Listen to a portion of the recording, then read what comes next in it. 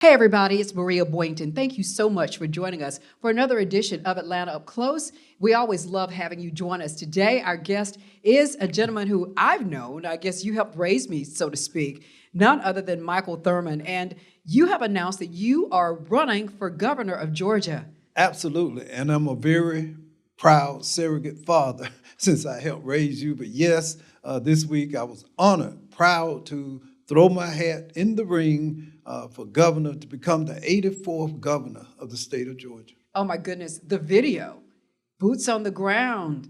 I like it. Thank you. Boots on Georgia ground. It's an amazing video. I want to shout out to people who, AL Media, Michael Anthony over in Athens, Georgia, who helped me put, and I was the executive producer. And it's about Georgians, helping Georgians understand that if we are going to make a difference, we have to have boots on Georgia ground right now in our schools, in our community, and in our homes. Everyone, we are Atlanta Up Close, and we have Michael Thurmond in the house with us today. Let's take a look at some of the candidates who have already filed so far in the race for governor of Georgia. It's sort of like a big field there, you know.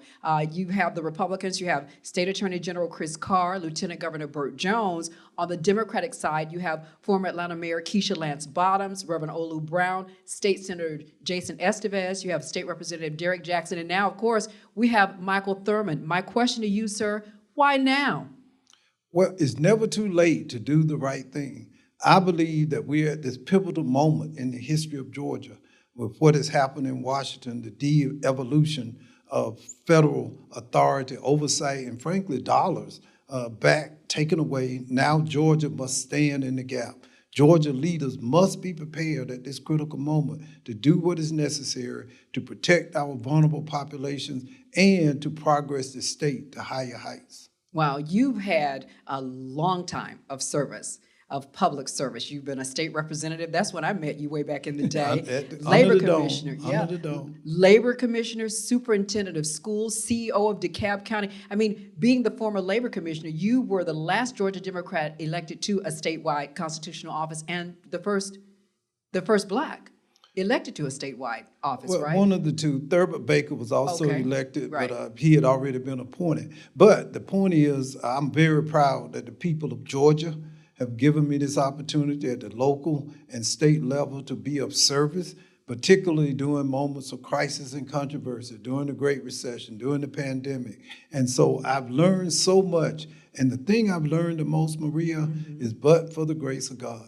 So we should always focus on what we can do to help others. You mentioned the lessons learned. I mean, what lessons have you learned that you plan to apply if you're elected governor of Georgia? The most important skill set or talent that a leader must have is the ability to listen.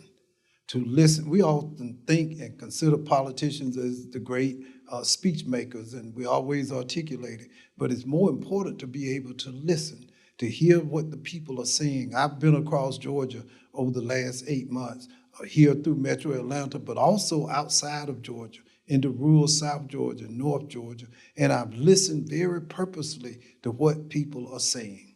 And you've been across those cities, across the state. So what kind of governor are the people telling you, Mr. Thurmond, that they want to have? Cut out the nonsense. Focus on the issues that I'm most concerned about. I'm concerned that I can't afford to buy groceries for my family this week. I'm concerned that the cost of living, particularly rents and mortgages, are moving beyond my means. I'm concerned that I may not have access to affordable care. They want someone who cares, who's concerned, but who's focused on the real issues that are being faced by everyday Georgians. And when you say the real issues, give me, so let's say, your top 3 issues that you see are important to the citizens of Georgia that you would tackle if you're elected governor. First of all, we have to continue to build jobs so that people can have salaries so they can support themselves and their families. And we need to create economic growth in urban areas like Atlanta. You know, I read a report not too long ago that Metro Atlanta, that's Atlanta, DeKalb, Cobb, Gwinnett, that we have the lowest economic mobility in the nation in the top 50 urban areas. That is that the probability is that if a child is born poor, he or she will be born poor, will live poor, die poor. we have to create more avenues for success for our children. Things like infant mortality. When it comes to things like infant mortality, when it comes to the economics of things, in terms of jobs, things of that nature, what will you do for the Black community? Well, I'm going to do it for all communities in need, Black, white, brown. And the most important thing you must have is you must have access to affordable, quality health care. In order to reduce infant mortality, we have to work closer with women who are expecting. There's no reason on this planet for Georgia to have such a high infant and maternal mortality rate. The best way to do it is to expand Medicaid to populations who are not now eligible, so that they can have a chance to give birth and give life, and then that life can grow and prosper. Expanding Medicaid, that's been an issue that's been brought up in the state for quite some time. How would you be able to get things like that done, you feel, with a Republican-controlled General Assembly? Focus on what's right and what's best. I've spent my career working across lines, racial, socioeconomic, gender, to do what's right. You have to put people before politics. I believe that sometimes if you want to build bridges, you have to be the bridge. You have to be willing to make that step. Oftentimes, we don't create the alliances we need out of fear in terms of rejection. I will talk and work with anybody to help people live healthier, more successful lives. And how did you become that person? I hear you talk about your father a lot of times, and you hail from Athens, Georgia originally. Yeah. And I have to tell you, I pay homage to you and your dad whenever I stop by a vegetable fruit stand along the roadway. You talk about that, and you talk about what your father taught you, and that has brought you out and shown you how to be a leader, correct? Absolutely. Well, people know my story. Right. And I haven't always had the material things that we possess now. And one of my favorite sayings is, but for the grace of God. I've sat there in a DFACS office with my mother. I've watched my parents work hard in the hot sun and cotton fields every day and still not be able to earn enough money. So I know what that's like. And I think that is important for me, because you have to have a tough mind and a tender heart if you're going to be a successful leader. Of course, you were superintendent of DeKalb schools. And when we talk about just your background in education reform, things of that nature, how would you improve the public schools in Georgia, sir, the public school system, and ensure equitable access to quality education for all? That experience as superintendent of DeKalb County Schools just is invaluable to me. I was surrounded by 13,000 employees who love to educate, who love our children, 100,000 young people, and tens of thousands of parents. First of all, I believe that the key to educational success is through parents, parental engagement. What we did in DeKalb, we invested significant amounts of money in providing technical assistance to parents to help them understand and know why it's so important to be positively engaged in the educational careers of their children.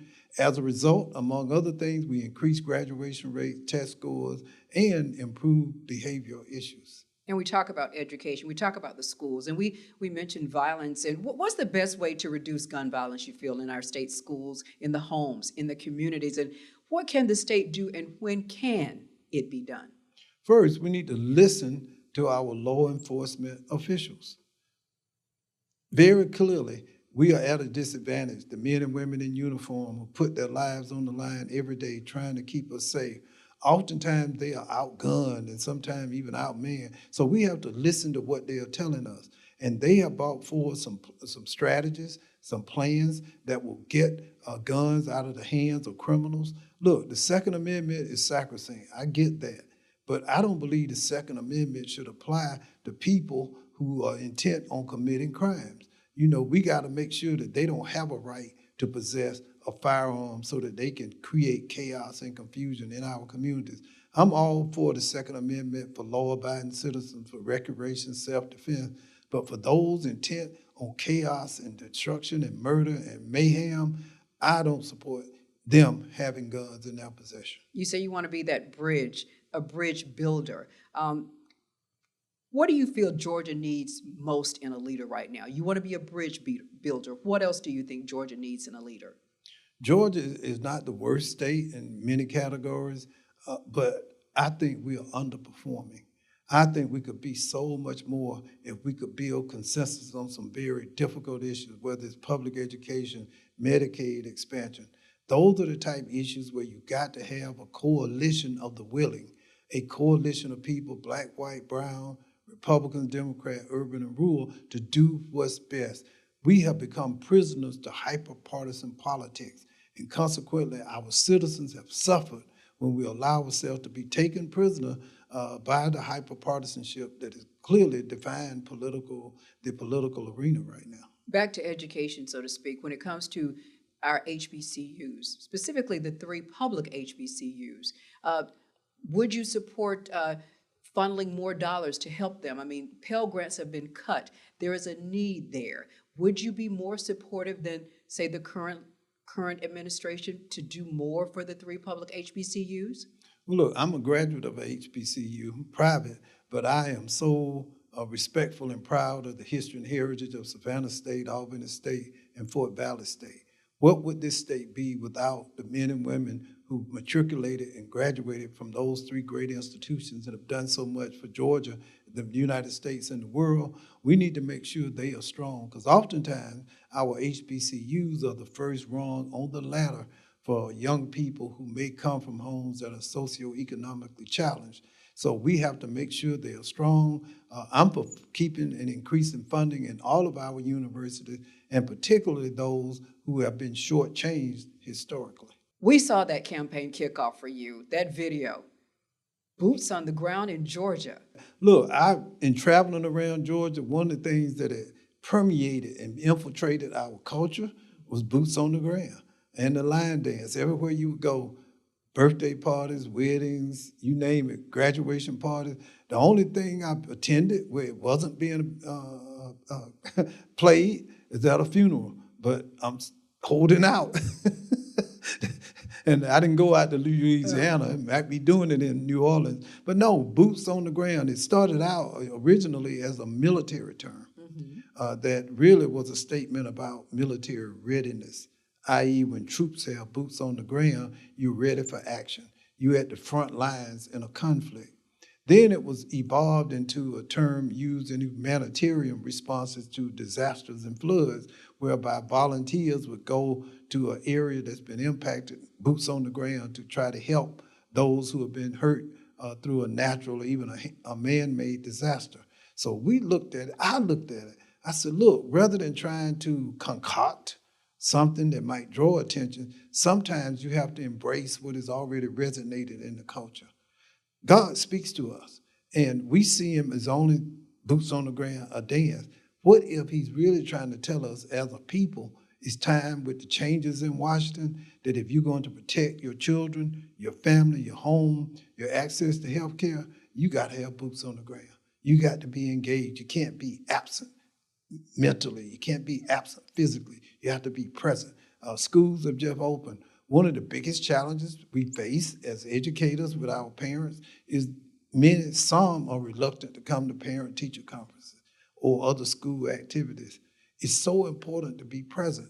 So if seeing the parent, be present. So that's what it's all about. And I believe even though the decisions have been made in Washington, they are not final decisions. That's something I want to emphasize. I've talked to so many people who say, oh, well, Trump and the Republicans have decided to cut Medicaid, cut SNAP benefits, and so forth. No, they haven't. Georgia can restore every penny that's been cut in Washington. So consequently, not one person has to lose $1 of SNAP benefits here in Georgia. Not one mother with her children had to be kicked off Medicaid here in Georgia because of what happened in D.C. Therefore, the fight is not over. The fight is continuing, which is why we got to be boots on the ground, boots on Georgia ground, right here, right now. And again, I asked the question, how can you accomplish that with the GOP control? Now, listen, Trump is in the White House. God is still on his throne. That's who's really in control. It's not the Republicans. It's not even the Democrats. We know who's really in control. And as long as he's in control, hope springs eternal. And it's not the first time that someone may have meant ill will for someone and get it turned around for good. I believe all of this will be turned around for good. But we have to be worthy of this moment. We have to be willing. Faith without works is dead. We got to do the work. You got to put the boots on the ground. You want your child to do better in school, you got to put the boots on the ground. We want a better community, boots on the ground in Georgia. Michael Thurmond is here, everyone, on Atlanta Up Close. And everyone, thank you for watching and listening today. So we're winding down with the interview, but I want to ask you, too, your last book, because you're also an author. What was the last book you wrote? James Oglethorpe, Father of Georgia, A Founder's Journey from Slave Trader to Abolitionist. So you know all about the state of Georgia. So you be able to work well around the state of Georgia with everyone because you are a historian, too. I love Georgia history. And people say, you love Georgia. Yeah, I love what Georgia can become. I'm totally sold out on this idea that we are better than who we think we are. Before we let you go, the lightning round. You write books, but what was the last book by somebody else that you read? The last book I read by someone else was one of the books I've been researching about. It was a book about Oglethorpe, of course, because I've had to read everything. It was Oglethorpe in Georgia, and I read that book. And so I had to glean all of this information from so many different people. And the book is just not about Oglethorpe, though. It's about how Oglethorpe went on this journey. And the journey was triggered by a letter that was written by an enslaved black man in the Maryland colony who wrote a letter addressed to his father back in Africa to tell him about his predicament. The letter fell into Oglethorpe's possession, and the contents of the letter was so powerful, it triggered Oglethorpe to have the young man transported to London, right, where he became a roaring lion of British society and ultimately returned home to what is Senegal in Central Africa. Your favorite movie? The Godfather. Why? 1. Godfather 1. Why? It's family, and oftentimes you're forced into leadership positions that you really don't want or may not even be prepared for. It's about loyalty and ultimately about how your ambitions, once let loose, can ultimately lead to your destruction. You have to always hold on to yourself. See, one of the things I've learned in politics and life, if you aspire and achieve positions of influence or notoriety, you really have to hold on to yourself because you can lose yourself. And once you lose yourself, it's game, set, match. Your favorite type music? Right now, it's Boots country. on the ground? No, it's country soul. You know, it's Southern soul. It's Southern soul. Isn't it interesting that music that we kind of hold our nose to and shun because it's kind of rural has now permeated. When I go out on the internet and I see Michelle Obama doing the line dance, boots on the ground, teaching Beyonce's mama how to do it, that's when I know that it's infiltrated all of our culture. You're going to be on the road a lot. But what do you do to relax? When I'm on the road or when I'm not on the road? Okay, what's the favorite way you relax? What do you do to relax anytime? I sit quietly. I like to be quiet. If I can be quiet and without noise or distractions, then I'm relaxed. I enjoy solitude more than I enjoy anything. See, one of the things you have to be able to do is you have to be able to hear your thoughts. You know, the old folks, when it used to thunder and lightning, they just be quiet. Yeah. You have to be quiet. So as a person, as a man, I have to be able to hear my thoughts. And so in order to do that, you have to be still. And that was something you mentioned, folks. So when he's going to announce, you know, I had to listen. I wasn't listening to the world. I'm listening to the person who matters the most, right? And when the time came, we moved. And everywhere I've gone, people say, oh, that was an amazing rollout. You did all this. But think about it now. The prevailing argument was you should have gone earlier. But no, it was only at that time and at that moment what we have had the amazing response we received yesterday. Michael Thurmond, candidate for governor of Georgia. Sir, I want to thank you so much for your time. Thank you for coming by to Atlanta Up Close. I'm here with Maria Boynton. Doesn't get any better than that. The fixer's in the house. Everyone, of course, thank you so much for listening to yet another edition of Atlanta Up Close. And of course, as you know, you can always listen to on the Odyssey app. I'm Maria Boynton.